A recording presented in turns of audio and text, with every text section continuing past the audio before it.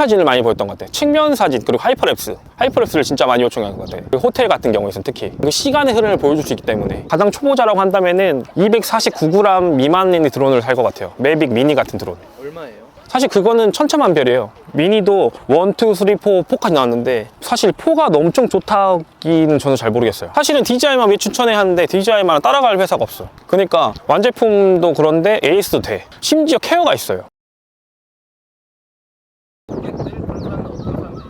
일단 그곳이 어떤 곳인지 보여주고 싶은 분들이 많이 찍는 것 같아요. 예를 들어서 관공서나 일본에서 광고나 영화나 아니면은 호텔 같은데, 그리고 CF 같은데 영화, 그래, 그쪽 많이 찍는 것 같아요. 저는 현대 스마트 팀에 있었는데 그 스마트 팀에서 가장 먼저 했던 게 현장, 그 토목공사 현장 들어가기 전에 그 현장 안에 산이 이렇게 있는데 산을 깎기 전에 그 위에 라이다 드론을 달아서 정확한 식생을 뚫고 집안을 파악한 후에 이 집안이 원집안이 얼마고 절토가 얼마고 성토가 얼마고 그거를 가장 먼저 파악해서 그 드론을 3D 모델링한 다음에 모든 점에 측량점을 내려가지고 측량도 할 수 있고 어느 정도 토사량이 나가야 되고 들어오고 이런 거를 할 수 있는 플랫폼 회사 팀이 있었어요. 그래서 이게 드론이 단순하게 촬영뿐만 아니라 다방면으로 건축에서 사용될 수도 있고 농업용으로 사용될 수도 있고 어떻게 보면 수색용으로 사용될 수도 있고 할 수 있던 것 같아요. 2016년도가 15년도가 정확히 기억은 안 나는데 해양경찰청에서 의뢰를 받아가지고 실종자 수색을 한 적이 있었어요. 그때 어선을 타고 있던 그 선원이 물에 빠지면서 실종이 됐는데 남해 쪽이었는데 남해 섬이 너무 많기 때문에 사람이 직접 돌아다니면서 찾을 수가 없던 거예요. 그래서 드론 파일럿들을 부탁을 드려서 그 파일럿들이 섬과 섬 사이를 찾고 이렇게 돌과 돌 사이를 찾고 막 그랬던 것 같아요. 예를 들어서 자동차 촬영을 찍는다. 근데 자동차가 우리 삶의 눈높이에서만 볼 수 있는 거잖아요. 눈높이에서 볼 수 없고 다른 곳에서 더 높은 곳에서 멀리서 옆에서 볼 수 있는 것을 더 다양하게 찍을 수 있고, 건축물 같은 경우도 이 건물이 어느 지역에 있고 어떤 위치에 있고 예를 들어서 햇빛을 들었을 때 어떻게 움직인다 그런 걸 전체적으로 볼 수 있단 말이에요. 드론이 아니면은 사다리차를 띄워서 올려가지고 찍어야 되는 건데 그거를 드론으로 쉽게 촬영할 수 있는 거죠. 보편적으로 일반 드론 같은 경우는 영화 촬영에서는 전 같은 경우는 모든 촬영에서 거의 항공 촬영이 헬리콥터로 진행됐단 말이야. 근데 지금은 드론으로 날리면서 훨씬 더 안전하고 훨씬 더 저비용으로 다양한 시각화를 발생할 수 있단 말이야. 그 상황을 딱 정확히 볼 수 있는 것 같아. 쉽게 이렇게 눈높이로 아이레벨로 보는 게 아니라 어떻게 보면은 더 하이레벨에서 보기 때문에 그래서 더 많은 시각을 만들 수 있는 것 같아. 사실 측면 사진을 많이 보였던 것 같아요. 측면 사진 그리고 하이퍼랩스를 진짜 많이 요청하는 것 같아요. 호텔 같은 경우에는 특히 시간의 흐름을 보여줄 수 있기 때문에 그런 걸 드론으로 보여주면 더 질이다 이런 얘기. 그렇지, 완전히 다르지. 왜냐면은 예를 들어서 그쪽에다 세울 수 없는데 드론은 카메라를 세울 수 있잖아. 모든 카메라는 일단 카메라는 삼각대나 사람이 들고 있어야 되는데 드론은 그런 게 아니잖아. 장소 구약 제약을 받지 않기 때문에 어느 곳이든 그곳이 촬영 장소가 될 수 있는 것이고 어느 곳이든 내가 볼 수 있는 시야로 볼 수 있게 되는 거지. 촬영이나 브랜드들이 있을까요?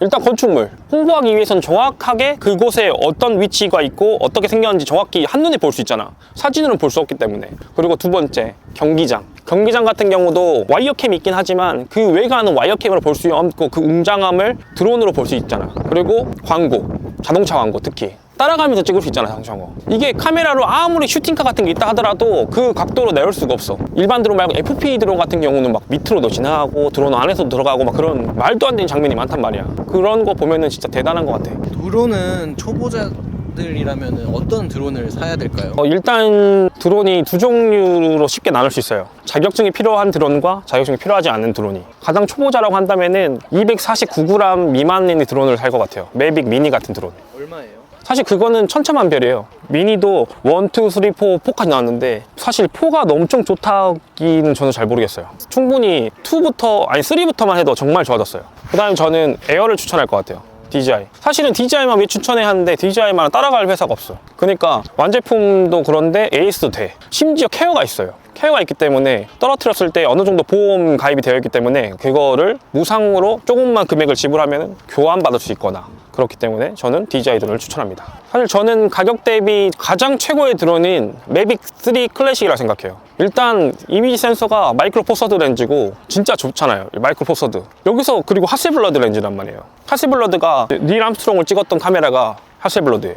그 카메라를 회사를 DJI가 샀단 말이에요. 그러니까 얘네들은 이제 카메라 성능도 잡은 거죠. 그리고 조금 더 가격이 저렴하다. 저는 에어 시리즈. 저는 100만 원이 있다. 사실은 지금 매빅 미니 4 같은 경우도 100만 원이 훨씬 넘어요. 근데 저 같으면은 3를 살 것 같아요. 3나 3 프로. 어차피 화질은 똑같기 때문에. 3랑 3 프로 차이점은 전방 센서 유무인데 사실 전방 센서 유무가 생각보다 큰 차이가 안 나요. 이게 믿으시면 안 됩니다. 에어만 돼도 진짜 생각보다 쓸만해요. 좋아요. 좋은데 제가 생각했을 때는 어떻게 보면 매빅 3 클래식이 가장 좋은 것 같아요. 저는 매빅 3 클래식이. 왜 그러냐면은 엄청 저렴한 드론과는 차이가 있죠. 근데 어느 정도 궤도에 올라오는 매빅 미니만 되더라도 컨트롤은 비슷해요 다. 근데 약간 차가 묵직한 느낌이 있어요. 진짜 자동차처럼 묵직한 느낌이 있어요. 근데 그것도 어느 정도 사람 손에 맞게 설정창에서 감도 조절을 할 수 있어요. 근데 그거는 누구 거의 감도를 따라가기보다는 자기가 연습을 하면서 충분히 조절하면서 하는 게 더 좋은 것 같아요. 저는. 이 드론 날릴 때 자격증이 꼭 필요할까요? 말씀드렸다시피 필요합니다.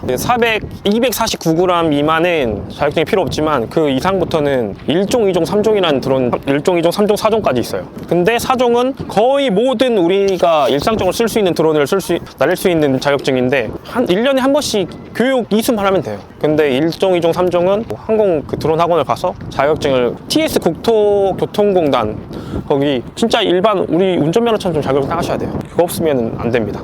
그러면 취미로 날릴 때랑 이런 것보다도 드론 날리는 종류에 따라서 자격증이 갈리는 건가요?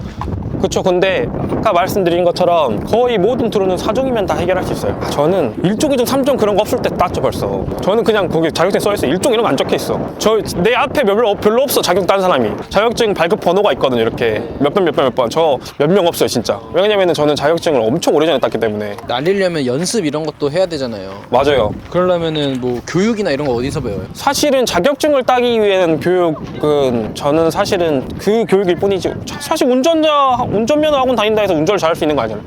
촬영은 무조건 연습을 해야 돼요. 무조건 연습해야 돼요. 차량 연습은 누구한테 배우면 돼요? 저한테 배우시면 돼요. 어디서 보통 날리는 게 좋을까요? 일단 어플이 있어요. 이 드론 어플에서 날릴 수 있는 곳과 날릴 수 없는 곳이 있어요. 그걸 확인하셔서 날리면 돼요. 근데 서울 거의 모든 지역은 못 날리십니다. 근데 거기 광진구 강동구 쪽에 드론 날릴 수 있는 곳이 있을 거예요. 사실 저는 거기서 날려본 적이 없어요. 다 허가받고 그냥 날렸지. 어떤 날씨가 좋을까요? 사실 드론이 그냥 날씨만 보는 게 아니라 이게 전파 수신호를 왔다 갔다 하는 거기 때문에 옛날 같은 지금은 조금 덜하겠지만 지금도 그럴 거예요 분명히. 태양의 흑점이 폭발했을 때 날리면 안 돼요. 지구 자기장 수치가 높기 때문에 그때는 드론이 진짜 날다 갑자기 대각선으로 그냥 떨어지는 경우도 있어요. 저는 그 경험을 했어요. 안전하게 생각해야 될 게 드론은 잘 날려도 떨어질 수 있다는 거. 만약에 떨어지면 수리 이런 건 어떨게요? 그냥 빠이빠이인가요? 아니에요. 생각보다 아까 말씀드렸다시피 DJI라는 회사는 드론계 애플이거든요. 그래서 케어가 돼 있어요. 사실 케어가 비싸다는 이야기도 있고 한데 사실 저도 케어 안 듣는 경우도 있는데 저는 그 케어가 나쁘지 않은 것 같아요. 안전하게. 근데 생각보다 저렴해요. 카메라가 박살나지 않으면은 이거밖에 안 나와 이거예요.